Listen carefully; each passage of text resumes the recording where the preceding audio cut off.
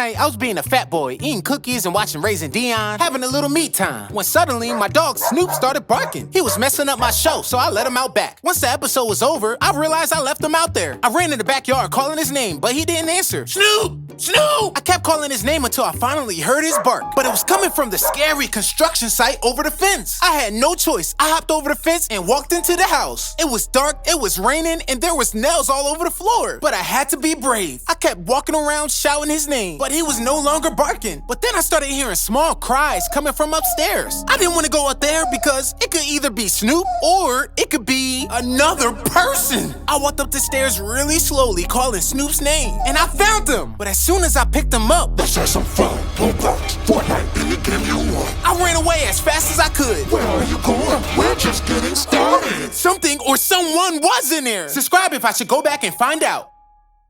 I was recording a song at my house, but as I was singing, I heard another voice coming through the microphone. I stopped the music to hear who was talking, but my dog Snoop was the only one over there. That made me curious. I placed Snoop in front of the microphone and dialed up my auto-tune's humanized setting. I felt a little crazy, but I asked Snoop to say something.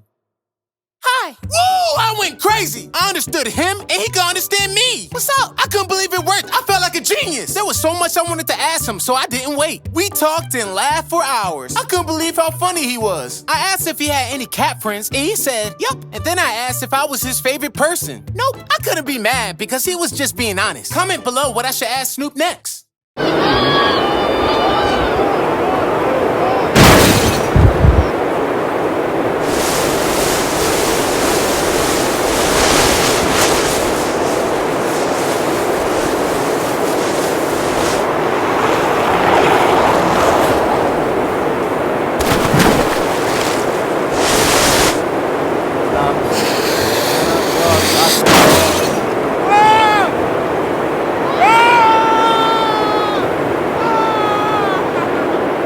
My son skipped school today, so Kaden was putting up a fight about going to school this morning. He just didn't want to go, and no amount of convincing could change his mind. I literally had to pull him out the house and force him into the car, and he was not happy about it. When I got home about an hour later, the school called me saying that Kaden was absent. I panicked and started running around town searching for him everywhere. I checked every single one of his favorite places, but he was nowhere to be found. Just when I thought all hope was lost, I looked up and saw something strange on my roof. I climbed up the ladder, and it was Kaden. I couldn't believe it. He was in a tent editing videos. I couldn't help but laugh at the sight of him camping on our roof. So remember, if your child is absent from school, don't panic, just check your roof. I followed a rope across town. As I was jogging down the street, I spotted a long rope lying on the ground. I thought it was a little strange, but I decided to follow it and see where it led me. Before I knew it, I was being led on a wild adventure across town. The rope took me through back alleys, over fences, and even through a crowded shopping mall. People were staring at me like I was crazy, but I couldn't stop now. I was too curious to see where this rope was taking me. Finally, after what felt like hours, I arrived at my destination, but it was my house. All of a sudden, the door flew open, and Destiny was standing there holding our new baby daughter. She said Kaylani needed a diaper change and it was my turn. So the next time I'm out for a jog and I spot a long rope, I'll remember to run the other way.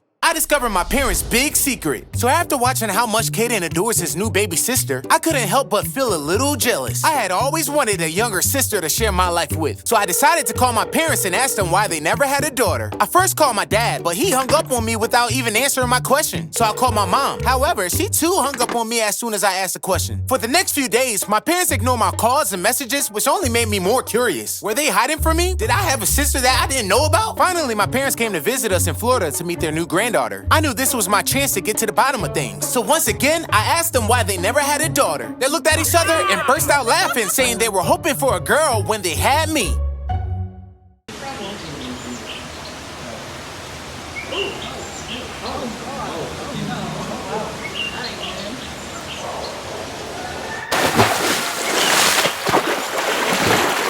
Hey man, watch out, man.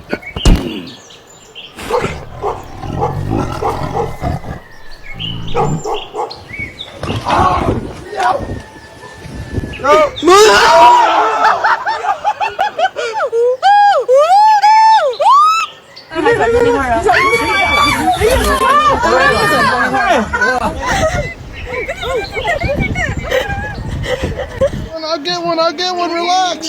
Relax, here we go.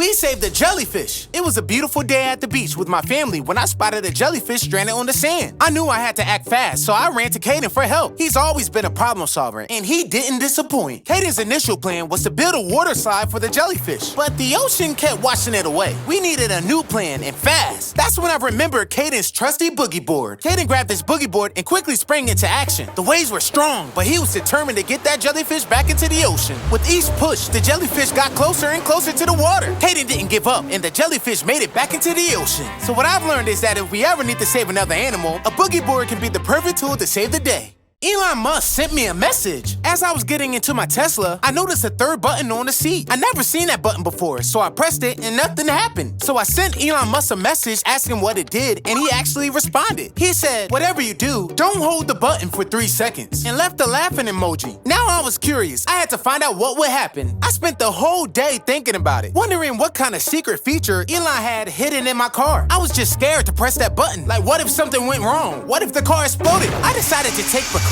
and made a shield to protect myself just in case. I took a deep breath and held down the button for 3 seconds. I waited for the explosion, but nothing happened. I was a little disappointed at first, but then I noticed that the lower back of the seat had slightly moved. In the end, I think an explosion would have been cooler, Elon. My son forgot his science project. So every morning, I drive my son Caden to the bus stop so he can take the bus to school. One day when I got back home, I received a text from him saying that he forgot his science project. He also mentioned that his teacher said there were no extensions and the project counted as 50% of his grade. I knew I had to do something to help him, but there was one problem. I couldn't find his science project anywhere. I texted Caden and asked him where his project was, but he stopped responding. I started to panic, thinking about the possibility of him failing a 3rd grade. I knew I had to take matters into my own hands and remake the project myself. I drove to the supply store and bought everything I needed. I spent the entire morning putting the project together, making sure it was perfect. When I was finally done, I hopped in my car and rushed to the school. As I pulled up to the school, I received a text from Caden saying that he found his science project at the bottom of his book bag.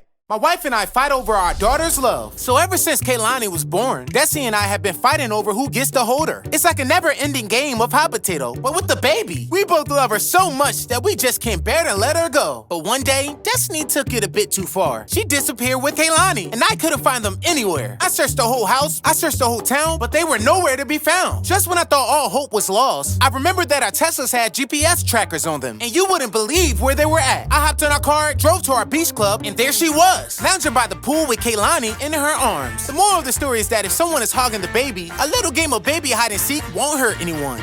My son almost drowned at the beach. The weather was nice, so my son wanted to go to the beach. The waves were getting bad, so I told him to stay close by. Sometimes when I tell him not to do something, he does the opposite, and he started going further into the ocean. So I told him if he didn't listen, we were gonna leave. And then he splashed me with water. He was just trying to have some fun, so I gave him another chance. But right when I sat down, I looked up, and he was going right back where I told him not to go. And then 1 second later, he started shouting for help. I hopped up and rushed to his rescue. Although the waves were pushing me back, I was able to reach him in 2 seconds. I pulled him out the water, and he started laughing. Turns out, he just wanted me to come in the water with him. So the moral of the story is, if your kid is crying out for help, sometimes you can ignore them. I woke up completely lost. It was a typical day for me, and my car was in dire need of a wash. As I sat in the car wash, the sound of the water was so soothing that I couldn't help but doze off. When I finally woke up, I was no longer in my car. I found myself sitting on a bench at the waterfront, completely lost. I looked around trying to figure out how I got there and where my car was. I asked people passing by for help, but no one seemed to notice me. I started to panic, wondering if this was all just a dream. I started running around searching for clues, and suddenly I spotted my car parked nearby, but it was still dirty. I got in the car and closed my eyes, trying to make sense of what was happening. But when I opened my eyes again, I found myself back in the car wash. I guess the whole thing was just a bizarre dream. You won't believe what I saw soaring through the sky. So one morning, I climbed up to my hangout spot to clear my head. And while I was gazing at the sky, I saw something really strange. At first, I thought it was a plane or maybe even a drone, but it was too far to tell. So I decided to go on BestBuy.com and buy a telescope. The only Best Buy that had a telescope in stock was 3 hours away. So I hopped in the car, drove all the way there, and picked up the telescope. I put it together on my roof, and you wouldn't believe what I saw. It was my dog Snoop flying in the air. I couldn't believe it. I knew Snoop was special, but not this special. Now I know why he barks to go outside every day. Someone stole my diamond play button. So I dust off my diamond play button every morning. But this time, it was missing. I never move it, so I asked Destiny if she did. She said no, so I asked Kaden. He said he didn't touch it either, so I asked Kaylani. And she didn't say anything. That's when I started to lose it, until I got a random text message. The message said if I ever wanted to see my diamond play button again, I had to go to the shore at 11:59 at night. Around 11:49, I got in my car. And the person texted me again telling me to get something to eat. So I went to Wendy's and ordered my favorite meal, because it might be my last. After I parked my car, I got another text message telling me to go to the ATM and take out $1,000. Then I had to take a long walk, sit on a bench, and wait for my next command. Whoever it was taking forever, and I fell asleep. I woke up the next morning and the money was gone. But right next to me was my diamond play button. I picked it up and headed to my parking spot. But when I got there, my car was missing.